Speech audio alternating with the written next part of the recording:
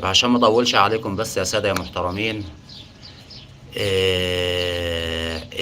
الناس اللي عايزه تعرف رئيس الوزراء الاسرائيلي بنيامين نتنياهو اغتالوه، مات ولا على قيد الحياه،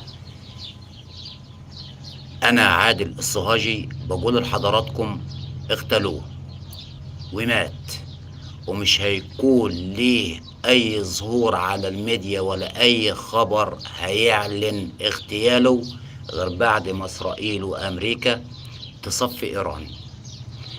ما تسألنيش ازاي وليه انت بالتحديد اللي متمسك بان رئيس الوزراء الاسرائيلي بنيامين نتنياهو مات.